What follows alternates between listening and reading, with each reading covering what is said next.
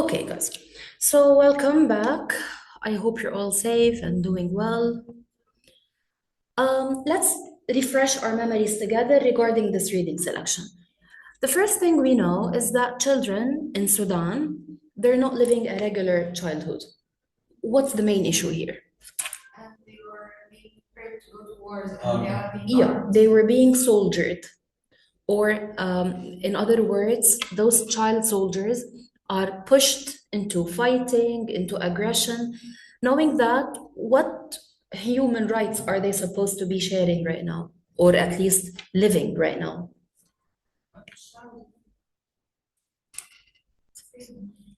Freedom, childhood. Yeah, but I mean, what human rights are they missing? The basic rights of a child, what are they?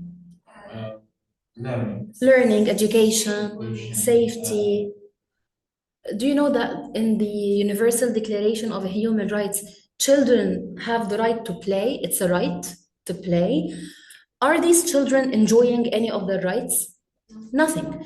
They are barely receiving a good nutrition, even. They're not eating well, they're not playing, they're not living safely. And plus, what types of human right violations are they exposed to? Aggression. Like, if a child goes to war, what is he asked to do? Fight, of course. And once it's a student or a child, sorry, is forced into fighting and into violence, he will normalize. He will, in the depth of his mind, he will normalize violence. He will start saying that killing someone is normal. He'll start considering that. One second, please. Okay, he'll start considering violence as something normal. He'll start adapting to violence, to bloodshed, and this is not okay. So those children, do they have any better options? Like if they decide No, not to go to work. Sorry, online students, you're unmuting really fast before your voices reach me. Please share your input with us. So a child, when he is forced to go to war, then automatically he is not living a normal childhood. He's forced into practicing violence on others. And plus, they mentioned something in the selection here that before they go to war, they are trained. They go to what we call concentration camps. And in those camps, they are trained to practice violence and carry weapons and so on. So, all in all, we know that these children are not living an ordinary or regular childhood. I know that we have finished reading the selection. I'm just refreshing your memories regarding this. Uh, whom are they fighting with? The militias. The militias. And those militias are armed militias. What do we mean by the word armed? مسلحين. Yes, they're carrying weapons, and of course, they're fighting against the legal forces or the government. So, also, these children, when they are living and witnessing all these types of confusion and violence, what is the impact or the effect that this violence has on their personalities? How would they become? Yeah, it makes them tough. It makes them also. What about like psychologically? What is the psychological impact of fighting on children? Trauma. Yes, they become traumatized, especially that they are witnessing, as we said, Psychological trauma, yes. of course, psychological trauma. Anxiety, stress, fear also. Sure. Anxiety, especially that they have difficulty in sleeping, they start having nightmares about dying. And emotional problems. Of course, definitely emotional issues. All of these are the psychological impacts of having a child fighting a battle that is not his own. Yes. They mentioned here a boy, one of the boys, he left or he escaped the militia he was fighting with, and he went back to his village. What did he witness there? Where were his parents, his teachers? Where were they? I Which paragraph? I don't know. I'm asking global questions. Let me check in which paragraph. They mentioned something here about a child.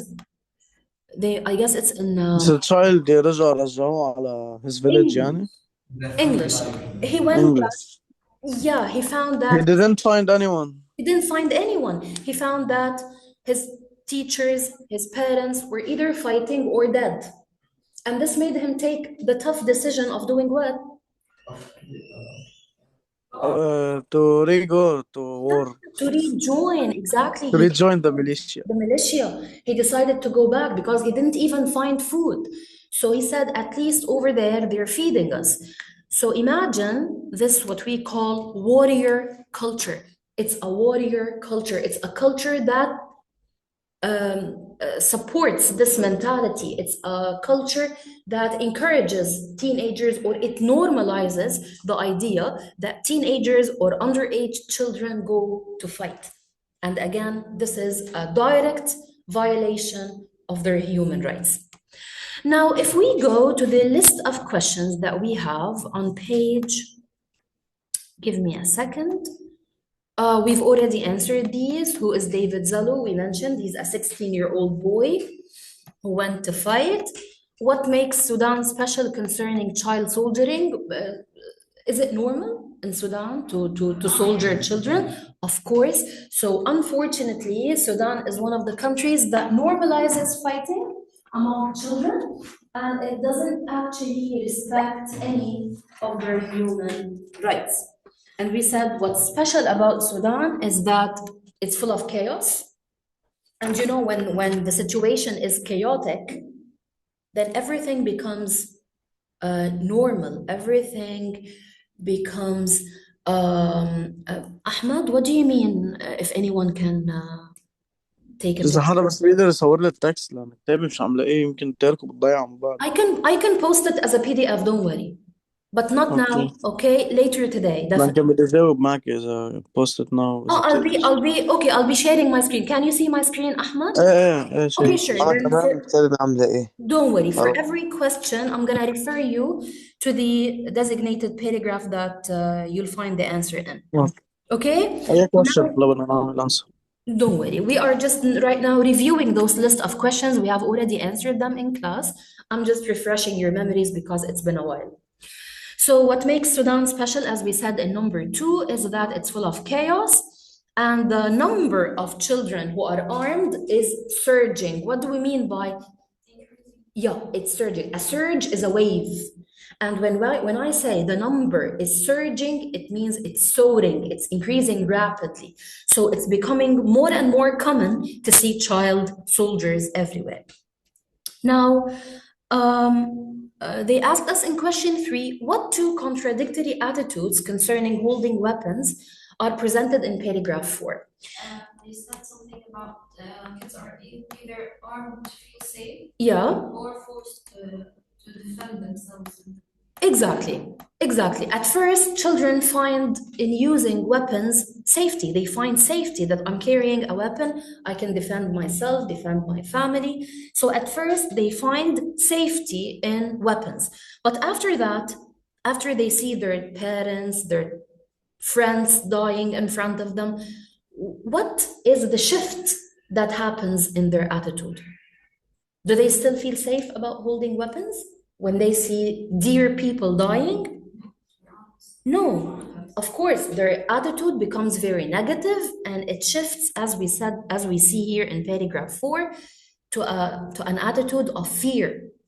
They said here, they describe the fear, the confusion, the shock. They start dreaming of their own death, and the devil of war haunts their bodies. So at first, they feel powerful, we're carrying weapons, we're whatever.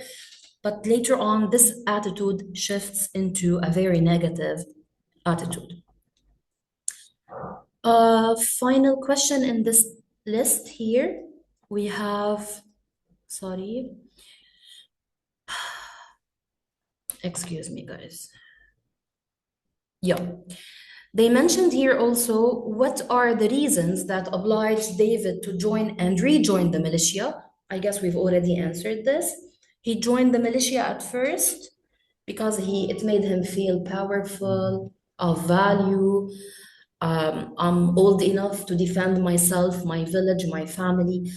But later on, he left the militia. Did he find any better scenario? No. So he was exactly. He rejoined at least to guarantee food. Ahmad, did you say anything here? لا بس Okay. كنت عامل على الميوت. No worries. Okay. So, final question in group A. Let's check it out, please. We all know the UDHR, Universal Declaration of Human Rights. It's an international agreement among countries that sets specific rules and rights that every citizen on earth should enjoy, regardless and irrespective of his religion, his race, his background, his nationality. All people are equal. Okay? So if we go back to the Child's Rights Convention that was published in the year 1989, there is an article, Article 19. It says, parties shall take all appropriate legislative, administrative, social, and educational measures to protect the child from all forms of physical or mental violence, injury, abuse, neglect, or negligent treatment, maltreatment, or exploitation. Did you understand this article? It says that every child should be protected from all kinds of violence, whether physical or mental. Children should be also protected from physical injury. And negligent treatment, it means this treatment that ignores them, neglects the idea that they are innocent kids. Maltreatment is bad treatment, and exploitation is when you use this child, like they're doing here. They're using them as soldiers. How is this article violated in Sudan? Can you give me your answers? I mean, this doesn't belong directly to the text. You can also add some ideas that are relevant depending on your prior knowledge. Should we summarize the whole text? It does. It does. But can you list some violations of this article present in the text? Okay, Like, in what way are these children physically or mentally violated? let's talk about neglecting them. They're neglecting the idea that they are innocent kids. Okay, they are neglecting their innocence. Yes, and Okay. forcing them to go to this militia. Exactly. Is their free will being respected? Of course not. No, because they're not choosing to fight. They are forced to. Yes. Okay, what about physical violence? The idea that they are holding weapons and shooting and Yeah. doing this kind of stuff. Of course, those And children. the protection from injury, because children in South Sudan Yeah, are in the front line of the combat. exactly. That's a key word. Thank you, Ahmad. They are frontliners. It means they are the ones who are exposed to death first. As they are shooting, they are also receiving them. Exactly. They're being treated as bait. You know the meaning of bait? Bait is this, okay, bait is this type of food that they use to catch fish or any animal, to hunt it. So they give it bait until it bites this bait, so they catch it. Same thing is happening to those children. They are battle bait. It means they are the ones who, for example, for a plate of food, they are risking their lives. Also corresponds to exploitation. And exploited, of course. They are exploited and they are exposed to physical But what does exploited mean? used. They're Used. manipulated, yeah, مستغلين. So they are being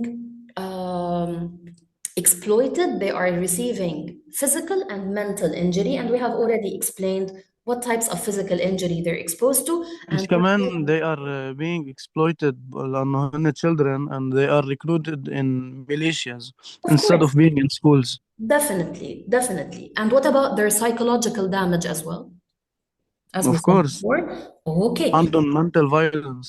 Mental traumas, mental issues, Mental trauma. anxiety, fear, confusion, all of these are related to psychological damage. So all in all, this selection is highlighting all types of child rights violations.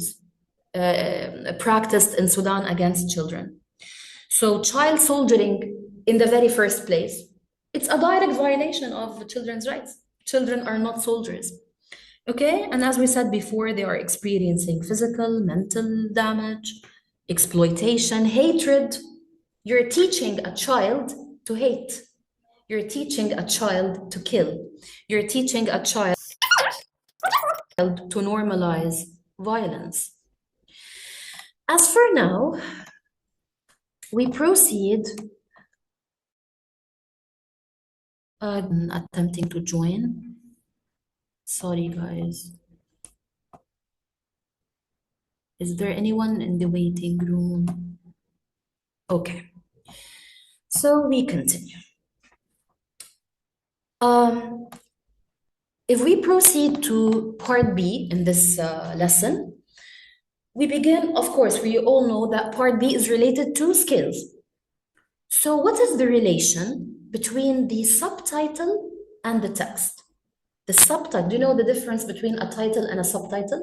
A title for part of this. Exactly. The subtitle is a title of a section in the text. Let's go back to the text to see where do we have subtitles here. If we check here, sorry guys, yeah. The main title is Children Armed to Teeth. And the subtitle is The Grim Reality of the Children in Africa who are at both ends of the gun. First of all, when we say children armed to teeth, what does this expression mean?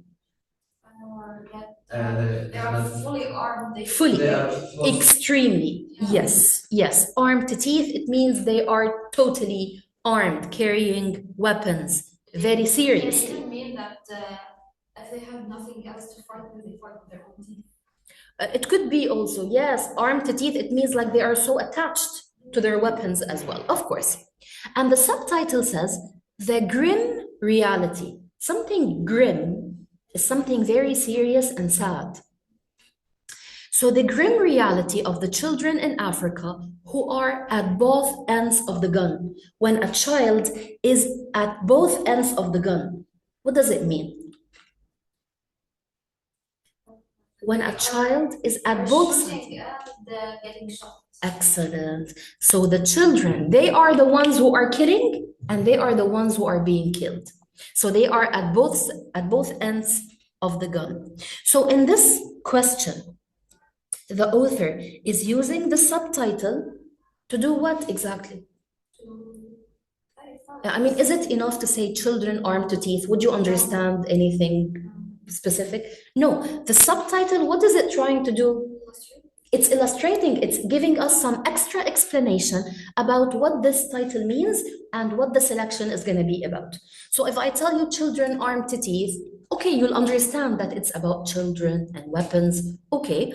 But when I tell you the grim reality of the children in Africa who are at both sides of the gun, at both ends of the gun, here I clarified the title and I made you realize that I'm talking about African children, and I'm talking about their ugly truth, and I'm talking about how they are causing danger and they are also exposed to danger. So they are inflicting harm on others and they're being harmed themselves.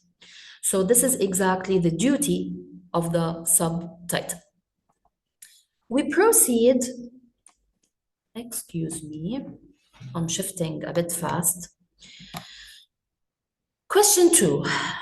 What method does the writer use to introduce the text? What does this question mean? Type of introduction. The method used to introduce the text. Let's go back to the introduction really fast. Look. The introduction starts by telling us about David Zelu, a 16-year-old, and how rain was falling on the roof of his home. Let me see what your friends are answering here. You guys.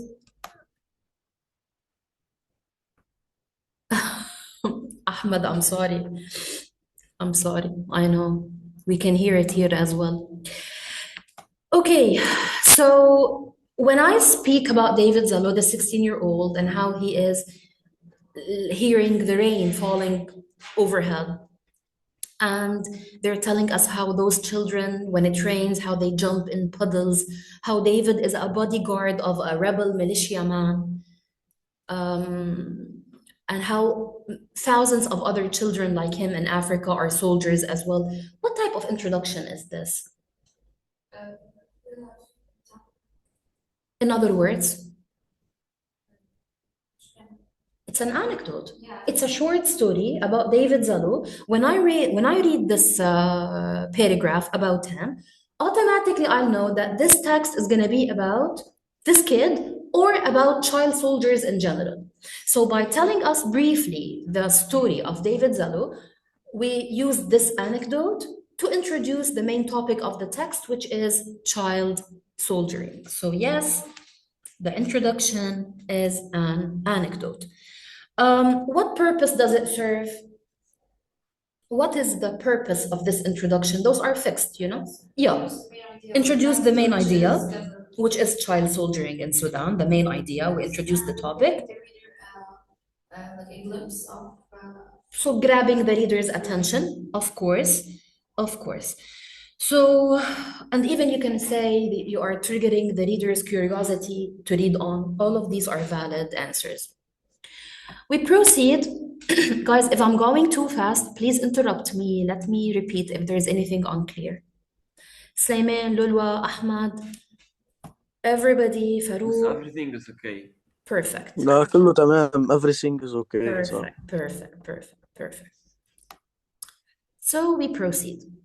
Definitely, guys, I'm gonna send you the answers to Google Classroom.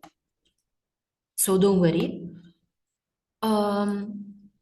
Yeah, we proceed to question number 3 in part B. It says, what two different adjectives best describe the writer's attitude? Here they were very kind in the way they asked. They didn't tell you what's the author's tone or what's the author's attitude. They told you two adjectives, because we all know that to describe the tone or the attitude, we need to use adjectives. Good.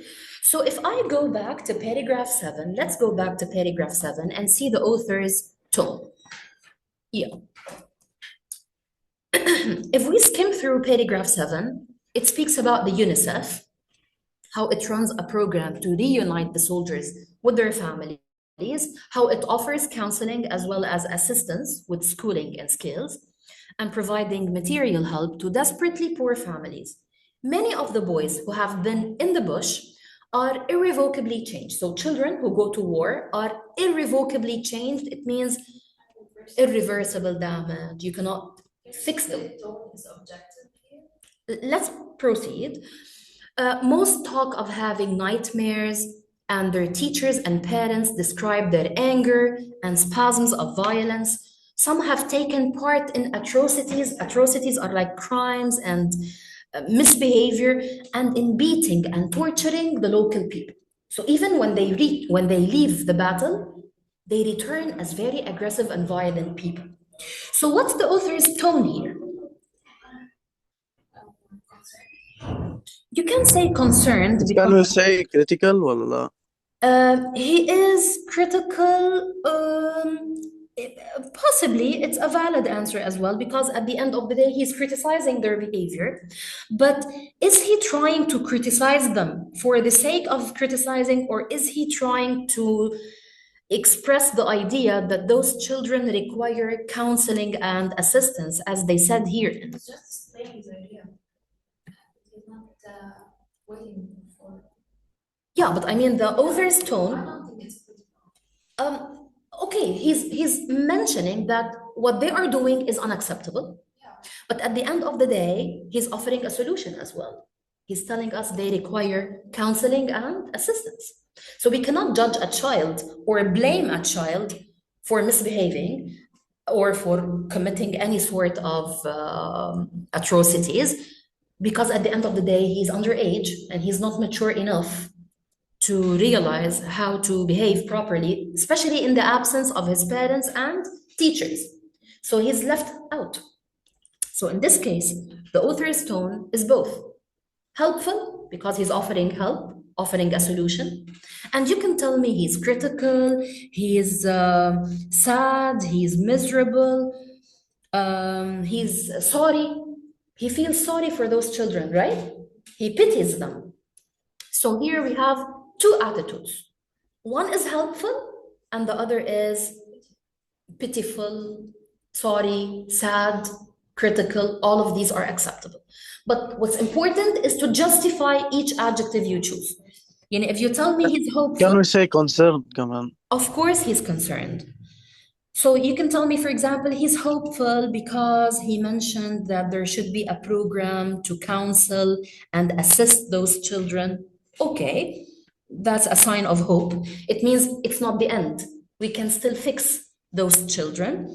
And on the other side, you can tell me his attitude is critical or miserable or whatever, because he used expressions like anger, nightmares, atrocities, torture, and so on.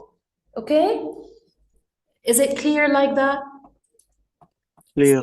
So as long as you are Yes. mentioning the tone and justifying it, explaining to me, you get a full score. We proceed to question number 4. And it says, which sentence reflects the thesis statement? This is very easy actually, because usually where do we find the thesis statement? In the introduction, in the bottom Yeah, of the introduction. especially in the last line in the introduction. So let's go back to the introduction.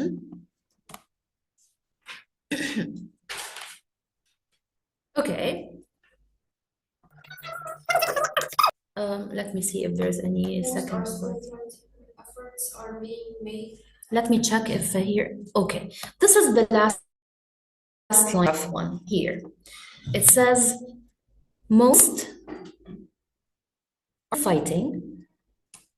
Efforts are being made to disarm and integrate. Okay, most are still fighting, but efforts are being made to disarm and reintegrate them into society. So it's true that most of those children are still fighting, but still it's not the end. We're still trying to disarm them. It means to remove the weapons from their own hands. And to reintegrate them into society, it means to help them go back to their normal lives, like ditch or leave your weapons and come back and live an ordinary life. So they need assistance, they need help. And this is exactly what the text is about. We know that those children are fighting, but what should we do? Disarm them, reintegrate them. How do we reintegrate them? By supporting them psychologically and all of this. So this is the thesis statement. Final question. The whole country needs therapy. The whole country needs therapy, I agree. Leaders who are forcing these kids and the kids that Of are course. traumatized. At the end of the day, those militia leaders in Sudan, of course, they are unstable for allowing a child to carry a weapon, leave his childhood and innocence behind, and go practice war crimes, kill, torture, inflict harm on others. This is being normalized, unfortunately, just because the country is experiencing violence. I'm searching for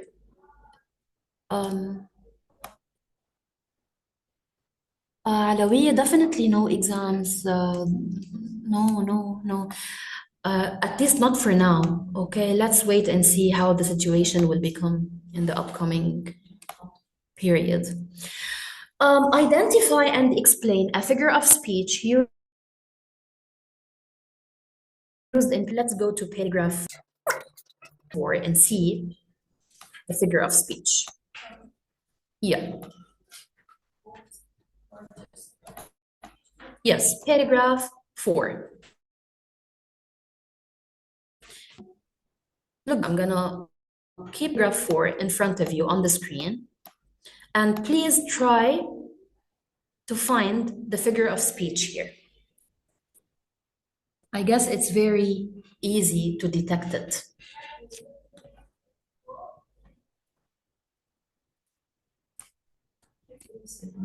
Read towards the end of paragraph 4.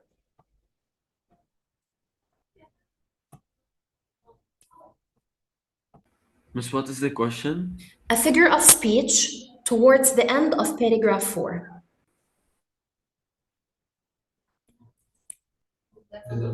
Yes, the devil of war haunted my body.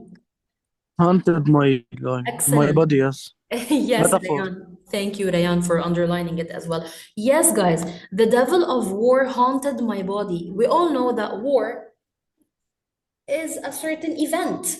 But when we say the devil of war, as if we're showing that war is something very evil.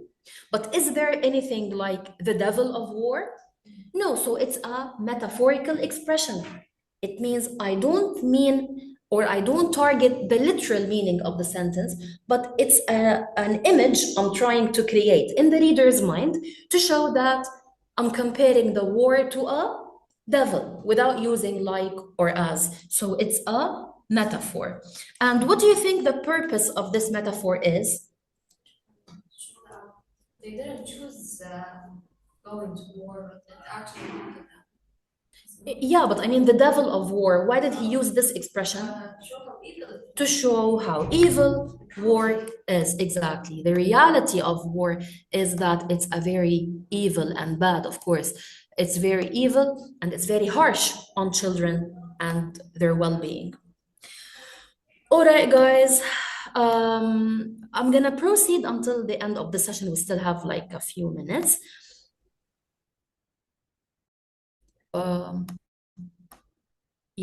Pronoun reference exercise. The pronoun it in paragraph 1. The pronoun it in paragraph 1. Let me go back to paragraph 1. Yes, they said here. Can you say it as a situation? The situation. Yeah, but what situation exactly? It is sad to lose your friends. So what is it? It is sad. What is sad? Losing your friend. That's it. That's it. Because they said here, it is sad to lose your friends. So if I want to know what it stands for, it is sad. What is sad? Losing your friends. So yes, it refers to losing your friends. We have now the pronoun me in paragraph 4. Let's go to paragraph. I was happy. They gave me a gun, says James. So me to James. James That's- Jones. Of course, that's very easy. There in paragraph 6. Let me go to paragraph 6. They said James, Baba, and hundreds of others walked out of the bush, handed back their weapons. Whose weapons? Please. Miss James, Baba, and Very hundred good. of other. Yeah, James, Holy Baba, Kitab. and hundreds of others. All of them handed back their weapons. So yes, we're talking here about those people. James, Baba, and hundreds of others. It in paragraph 6, excuse me. They said the release was a milestone for those trying to fight the intractable, showed something could be done. Refers to the release of to the Very religions. good. Very good. It's the release. The release. It showed something could be done. And finally, we have the pronoun some in paragraph 7. Many of the boys who have been in the bush are irrevocably changed. Most talking of having nightmares. Some of the boys. And their teachers and parents describe their anger and spasms of violence. Some have taken part in atrocities. Some whom? Boys. boys? Okay, you can tell me boys or child soldiers, both are acceptable. Okay? Thank you guys. That's it for today. Stay safe and I hope to see you soon. Bye-bye. Bye.